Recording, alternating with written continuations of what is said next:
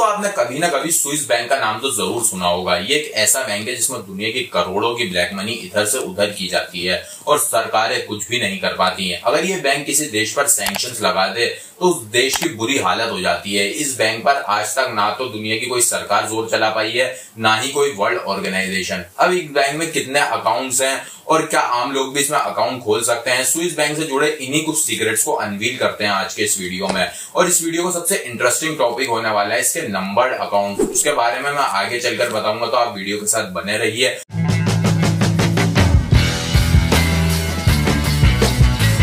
भाई James bond की movie the world is not enough में उन्होंने कहा कि अगर तुम एक स्विस बैंकर पर ट्रस्ट नहीं कर सकते तो पता नहीं दुनिया का क्या होगा।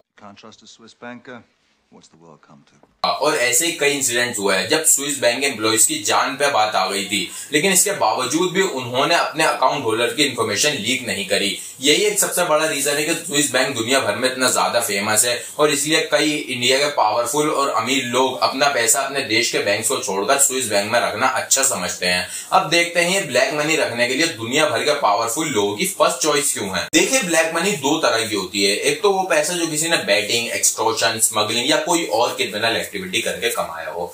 एक ब्लैक मनी होती है जो लीगल तरीके से कमाई जाती है। जैसे कोई दुकानदार कोई सामान बेच रहा है लेकिन टैक्स बचाने के लिए बिल न बना के कैश में पेमेंट ले रहा है और उसे अपने पास रख रहा है। लेकिन दुकानदार तो एक छोटा एग्जांपल है। बड़े बड़े पावरफुल और बिजनेसमैन लोग इसे कई बड़े लेवल पर करते हैं और ये बिजनेसमैन अपने देश में इस पैसे को खर्च नहीं कर सकते हैं, तो इसलिए इन्हें दुनिया भर की तिकड़म लगानी पड़ती है इस पैसे को छुपाने और ब्लैक से व्हाइट करने के लिए। इनमें से एक काफी कॉमन तरीका है स्विस बैंक में पैसा रखना। अब अगर आप सोच रहे हैं कि स्विस बैंक कोई अकेला बैंक है, तो ऐसा नहीं है। जो वर्ड हम यूज करते हैं स्विस, ये स्विट्जरलैंड के सारे बैंक के लिए यूज किया जाता है। ये तो स्विट्जरलैंड के कुछ ऐसे लॉज हैं जिन्होंने इन बैंक को दुनिया भर में फेमस कर दिया।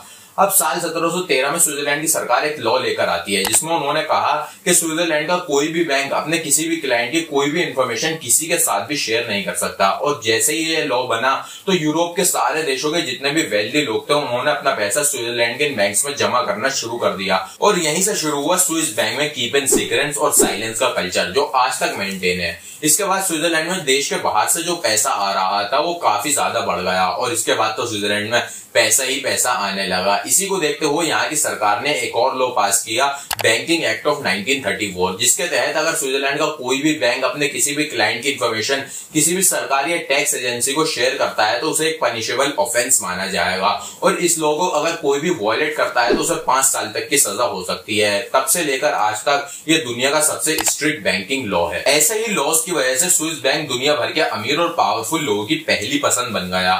यहाँ तक कि ओसामा बिन लादेन का भी इस बैंक में अकाउंट था, जिसके बारे में मैं वीडियो में आगे चलकर बताऊंगा। स्विट्जरलैंड की एक और बड़ी खासियत यह है कि जिसकी वजह से दुनिया भर के लोगों को अट्रैक्ट करता है वो ये है कि ये पॉलिटिकली न्यूट्रल है। बड़ी से बड़ी आर्गुमेंट्स हो या वर्ल्ड वॉर, इस देश ने अपना स्टैंड हमेशा न्यूट्रल बनाए रखा है और आज तक किसी भी पार्टी को एक तरफा सपोर्ट नहीं किया है। ये इसलिए है कि मान लीजिए स्विट्जरलैंड की जगह चाइना या पाकिस्तान में स्विस बैंक होता तो क्या इंडिया के लोग उसे यूज करते?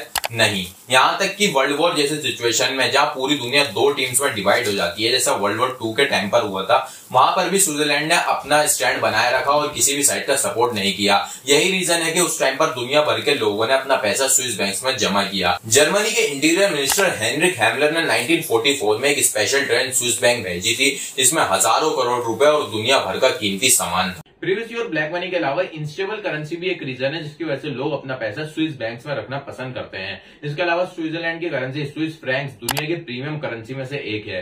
यही कुछ रीजन है कि लोग अपने और बाकी देशों के बजाय स्विस बैंक में अपने पैसे रखने को एक स्टेबल ऑप्शन समझते हैं। स्विस बैंक की इतनी सारी क्वालिटीज के बाद आपका भी मन कर रहा होगा इसमें अकाउंट खोलने का, तो ये भी पॉसिबल है। हमारे जैसा कोई भी आम इंसान इसमें घर बैठे अकाउंट खोल सकता है। बस एक ही दिक्कत है, आपके पास 1 मिलियन स्विस फ्रैंक्स होने चाहिए मिनिमम, आपकी उम्र 18 साल तक होनी चाहिए और आपके पास एक वैलिड पासपोर्ट होना चाहिए। इसके अलावा अकाउंट खोलते वक्त ये आपसे आपका रिज्यूमे भी मांगते हैं जिसमें आपकी स्किल्स, आपका एक्सपीरियंस सब मेंशन होना चाहिए और आप ये जो पैसा जमा करवा रहे हैं ये आपके पास कहां से आया है इस सब का प्रूफ मेंशन होना चाहिए। आपको ये जो प्रोसेस इतना भारी नजर आ रहा है ये भी स्विट्जरलैंड पर सिर्फ इंटरनेशनल प्रेशर की वजह से है, वरना पहले काफी आसान था। अब स्विस बैंक में कितने भी स्ट्रिक्ट लॉज हों लेकिन कोविड के बाद मनी फ्लो काफी तेजी से बढ़ गया है। देखिए ये तो हो गई स्विस बैंक के नॉर्मल अकाउंट अकाउंट की बात, लेकिन स्विस बैंक फेमस है अपने नंबर्ड अकाउंट की वजह से। नंबर्ड अकाउंट खुलवाने का प्रोसेस बिल्कुल भी आसान नहीं है नॉर्मल अकाउंट की तरह, इसे ऑनलाइन भी नहीं खोला जा सकता। इसे खुलवाने के लिए आपको खुद एक बार स्विट्जरलैंड विजिट करना ही होगा। लेकिन इसमें जो आपको प्रिवेसी मिलती है वो नेक्स्ट लेवल होती है। दुनिया की कितनी ही पावरफुल गवर्नमेंट हो, अगर वो स्विट्जरलैंड के साथ टैक्स रिलेटेड इन्फॉर्मेशन एक्सचेंज के एग्रीमेंट में नहीं है तो वो कितना ही दम लगा ले, आपकी इन्फॉर्मेशन बाहर नहीं निकल सकती। नंबर अकाउंट की एक खासियत होती है कि इसमें आपको नाम के बजाय एक कोड मिलता है। बैंक के कुछ एम्प्लॉइज के अलावा किसी को भी पता नहीं चलता कि इन अकाउंट्स में क्या चल रहा है। इंडिया में अगर आपको किसी को पैसे भेजने होते हैं तो आपको कई सारी डिटेल्स की जरूरत पड़ती है, लेकिन इन अकाउंट्स में सिर्फ एक नंबर से ही काम हो जाता है। नंबर अकाउंट खोलते में regulatory compliance, anti money laundering, obligation सब कुछ चेक होता है। ऐसा नहीं है कोई भी केस में पैसा डाल देगा। लेकिन एक बार आपका प्रोसेस कंप्लीट हो गया तो आपकी प्राइवेसी ही स्विस बैंक की टॉप प्रायोरिटी है। नंबर अकाउंट के लिए स्विस बैंक का जो कंप्यूटर होता है उसमें भी आपका नाम नहीं आता, होता है तो सिर्फ एक कोड। इन केस अगर कोई साइबर क्राइम हो गया तो तब भी आपकी इन्फॉर्मेशन लीक नहीं होगी। नंबर अकाउंट के लिए बैंक स्टेटमेंट में भी आपका नाम नहीं आता, लेकिन अगर आप स्विट्जरलैंड के बाहर रहते हैं तो आप बैंक स्टेट अपने देश में ना आने का ऑप्शन चूज कर सकते हैं, लेकिन इसके लिए आपको अलग से पे करना होगा। नंबर अकाउंट में आपको कोई चेकबुक भी इशू नहीं की जाती, क्योंकि नॉर्मल चेक्स में काफी ज्यादा इन्फॉर्मेशन होती है जो इनके क्लाइंट्स की प्राइवेसी के लिए खतरा बन सकती है। इसकी जगह स्विस बैंक आपको एक ट्रैवलर चेक देता है जो स्विस बैंक खुद इशू करता है। इसको बस आपको करेंसी की तरह यूज करना होता है। अब कोई बैंक आपको इतनी ज्यादा सीक्रेसी प्रोवाइड कर रहा है तो जाहिर सी बात है उसके चार्जेस भी ऐसे ही होंगे। एक नंबर अकाउंट रखने के लिए आपको हर साल $300 यानी 24 से 25 हजार रुपए खर्च करने पड़ते हैं, और अगर आप स्विट्जरलैंड के बाहर रहते हैं तो आपको नॉन रेजिडेंशियल फीस भी देनी पड़ती है। ये वीडियो का सबसे ज्यादा इंटरेस्टिंग पार्ट होने वाला है, क्योंकि स्विस बैंक में आप एक सेफ डिपॉजिट भी रेंट कर सकते हैं, जिसमें आप अपनी फिजिकल आइटम जैसे गोल्ड, डायमंड, ज्वेलरी या और भी कीमती एसेट्स रख सकते हैं। और दुनिया के बड़े बड़े लोग अपना कीमती सामान यहाँ सबसे छुपा कर रखते हैं। स्विस बैंक अपने कुछ स्पेशल कस्टमर्स को एक सीक्रेट वॉल्ट भी प्रोवाइड करता है जो ज्यादातर अंडरग्राउंड होते हैं और स्विट्जरलैंड के पहाड़ों पर बने होते हैं। इन्हें जानबूझकर रोड कनेक्टिविटी से काट दिया जाता है। यहाँ पर सिर्फ प्लेन या हेलीकॉप्टर से ही जाया जा सकता है।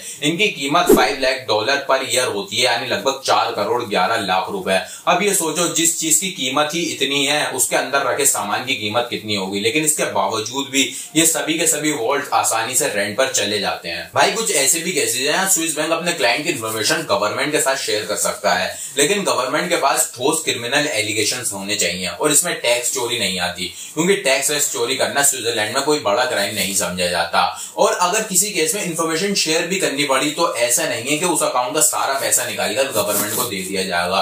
कुछ फेमस अकाउंट हैं जिनकी इंफॉर्मेशन लीक हुई थी। इनमें से ही एक है ओसामा बिन लादेन का अकाउंट। इसने 1990 में यहाँ पर अकाउंट खोला था और 1996 तक इस अकाउंट में कोई भी एक्टिविटी नहीं हुई और कुछ इंटरनेशनल प्रेशर भी था, इसलिए इस अकाउंट को बंद कर दिया गया। इसके अलावा मुकेश अंबानी, अनिल अंबानी के भी यहाँ पर अकाउंट्स हैं। दुनिया के कई देशों का मानना है कि स्विस बैंक को इन्फॉर्मेशन बाकी देशों के साथ भी शेयर करनी चाहिए। और जब मोदी सरकार भी गवर्नमेंट में आई थी तो उन्होंने भी कहा था कि हम स्विट्जरलैंड से देश का पैसा वापस लाएंगे, लेकिन अभी तक स्विट्जरलैंड ने सिर्फ कुछ अकाउंट्स की इन्फॉर्मेशन ही शेयर करी है। एक फूटी कौड़ी भी अभी तक स्विट्जरलैंड से वापस नहीं आई है। दोस्तों ये था स्विस बैंक का पूरा एनालिसिस, जिसमें हमने देखा कि स्विस बैंक कैसे वर्क करता है, कैसे अकाउंट्स खोले जाते हैं और कैसे एक पूरा सिस्टम मिलकर वर्क करता है। दोस्तों अगर आपको वीडियो पसंद आई हो तो यार वीडियो को लाइक कर देना और एक कमेंट तो आपको जरूर करना है। मैं ऐसी वीडियोस बनाता रहता हूँ। मिलता हूँ आपसे अगली वीडियो में, तब तक के लिए जय हिंद।